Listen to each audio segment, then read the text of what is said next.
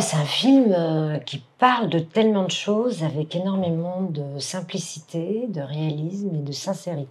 C'est un film pour moi qui est féministe. C'est un film politique parce qu'il parle de déclassement également. C'est un film d'amour et drôle. We love cinema. Malgré les thématiques que je viens de lancer, qui peuvent paraître dures, c'est un film qui reste extrêmement ouvert au public, qui est frais, qui est solaire, qui est drôle.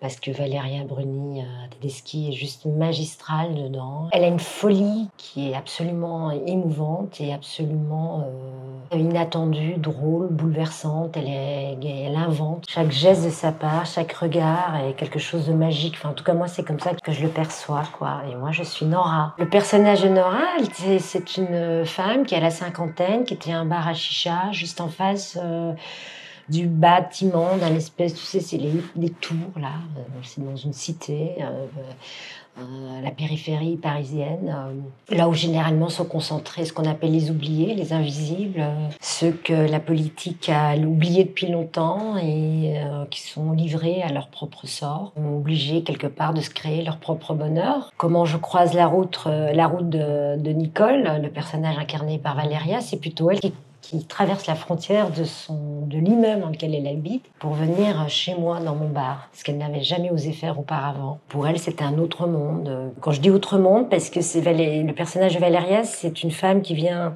de ce qu'on appelle la classe moyenne, qui a perdu son boulot, qui a été obligée de déménager, de se retrouver dans une cité, dans une banlieue parisienne, pour pouvoir payer un loyer moins cher et pour pouvoir s'en sortir financièrement, parce qu'elle a beaucoup de mal à faire, parce que retrouver du boulot à 50 ans, c'est mission impossible. C'est une maman qui a fait le choix de faire un enfant toute seule, avec toutes les joies et les conséquences que ce type de choix peuvent amener. Et voilà, et elle décide un jour de traverser, de venir dans mon bar.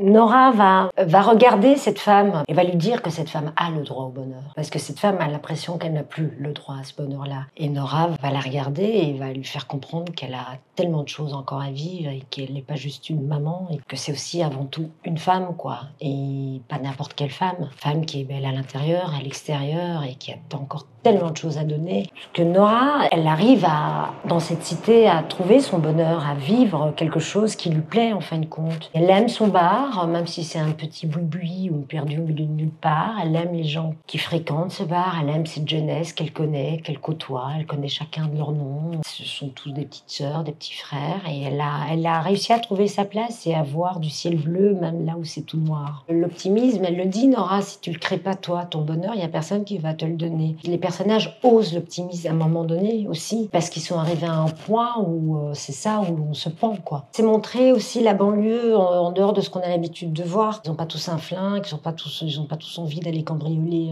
d'aller dealer au bas de la rue. Ce sont des jeunes de leur âge, plein d'envie aussi, plein d'espoir. Morgane n'a pas voulu faire de clichés, il a voulu juste faire exister ce qui est déjà là, ce qui existe déjà, et de faire parler cette réalité-là, quoi. Et cette incompréhension aussi entre les gens, qu'on dit le face-à-face ou le côte-à-côte, quoi.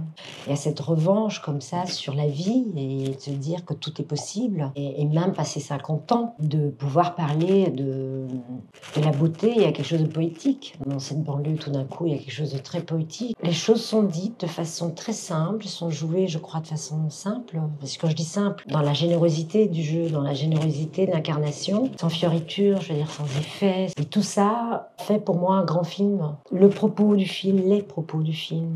Valéria, Félix Lefebvre qui joue son fils qui est génial aussi. Morgane, sa propre histoire. Je suis émue par l'histoire de sa mère, le parcours de sa mère. Ouais, tout ça fait que tu te dis j'ai bien fait de le faire. Et puis j'ai passé un excellent moment, c'était super. Merci beaucoup, Luna. Mais je t'en prie.